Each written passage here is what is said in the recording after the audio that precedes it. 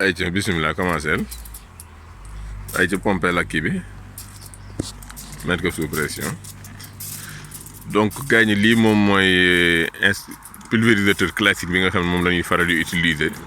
gis nga Malick il est obligé tout le temps di jël manchon bi di bës pour mettre ko sous pression lii dafa metti pour su fekkee da nga war a traiter surface bu mag te yaa ngi gis tout le temps mi ngi def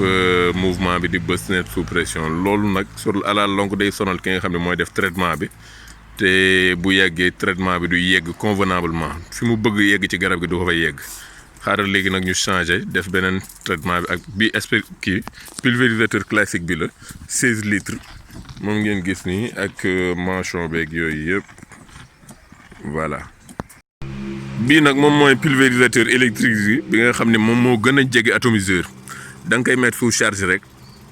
chargé ko tàkk na jeex na bu ko defee doo fa nekkati di bës bu yàgg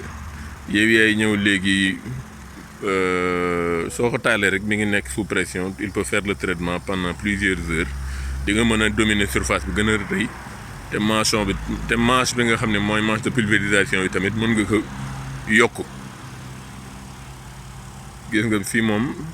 traitement bi day homogène ndox mi ñëpp dinañ ko am à la même quantité te ni ngay traité sa plan bi mooy gën a gaaw ni ngay traité garab gi gàncax gi mooy gën a gaaw moo gën a noppale fuuf beneen système classique bi. voilà donc bi mooy atomiseur bi yaa ngi gis kon réservoir baa ngi nii c'est le même volume 16 litres la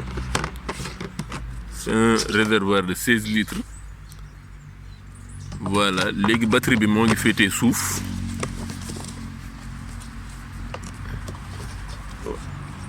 yëgatil ma woon ko donc ci suuf la batterie bi féetee prise kii bi interrupteur baa ngi nii à côté ak fi nga xam ne foofu la ñuy branché prise bi pour recharger ko comme téléphone yi donc première recharge bi 24 heures lay durer deuxième recharge bi nag après sooy traité tous les da ngay fanaan ak moom rek 12 heures de temps nga koy chargé. soo paree soo ñëwee ci tool bi ni nga mën a def sa traitement convenablement Malick yow noo gisee technologie bi. technologie bu bees la de. waaye maanaam daal moom moo gën a efficace gën a normal. waaw te bii. coono bi ñu daan daj bu njëkk ak bii bokkatu. ok bii nooy na neex na moom bii nooy na neex na la. voilà merci Malick.